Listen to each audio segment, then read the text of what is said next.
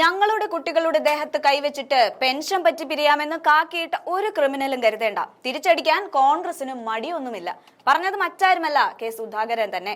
തൃശൂരിൽ യൂത്ത് കോൺഗ്രസ് നേതാവിനെ പോലീസ് സ്റ്റേഷനിൽ മർദ്ദിച്ച ദൃശ്യങ്ങൾ പുറത്തുവന്നതിന് പിന്നാലെയാണ് പ്രതികരണവുമായി കെ സുധാകരൻ രംഗത്തെത്തിയിരിക്കുന്നത്. ഞങ്ങളുടെ കുട്ടികളുടെ ദേഹത്ത് കൈവച്ചിട്ട് പെൻഷൻ പറ്റി പിരിയാമെന്ന് കാക്കിയിട്ട ഒരു ക്രിമിനലും കരുതേണ്ട. ഒരു തരത്തിലും ന്യായീകരണം അർഹിക്കാത്ത ഈ ഗുണ്ടായിസത്തിന് ഇതേ നാണയത്തിൽ തിരിച്ചടിക്കാൻ കോൺഗ്രസിനും മടിയൊന്നുമില്ല. CPM-ന്റെ തണലിൽ കോൺഗ്രസുകാരന്റെ നെഞ്ചത്ത് കയറാമെന്ന് കരുതുന്ന ഒരു പോലീസുകാരും ഔദ്യോഗിക ജീവിതം നല്ല രീതിയിൽ പൂർത്തിയാക്കില്ല. അധികാരം കിട്ടുമ്പോൾ ഇതൊക്കെ മറക്കുമെന്ന് ആരും സ്വപ്നം കാണേണ്ടതുമില്ല എന്ന് കെ സുധാകരൻ പറയുന്നുണ്ട്. കൊടും ക്രിമിനലുകളായ ഈ പോലീസുകാരെ സംരക്ഷിക്കുന്ന നിലപാടാണ് പിണറായി വിജയൻ സ്വീകരിച്ചത്.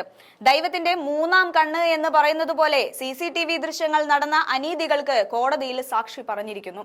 എത്രയും പെട്ടെന്ന് ഈ പോലീസുകാരെ സർവീസിൽ നിന്ന് പുറത്താക്കാനുള്ള സാമാന്യ മര്യാദ പിണറായി വിജയൻ കാണിക്കണം.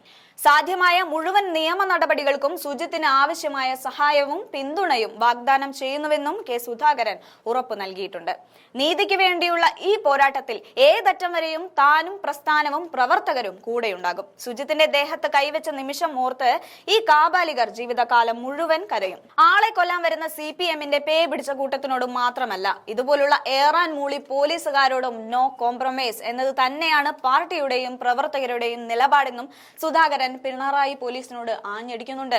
യൂത്ത് കോൺഗ്രസ് ചൊവ്വന്നൂർ മണ്ഡലം പ്രസിഡന്റ് VS സുജിത്തിനെ പോലീസ് സ്റ്റേഷനിൽ വെച്ച് മർദ്ദിക്കുന്ന CCTV ദൃശ്യങ്ങൾ വിവരാവകാശ കമ്മീഷൻ ഉത്തരവ് പ്രകാരമാണ് കഴിഞ്ഞ ദിനം പുറത്തുവന്നത്.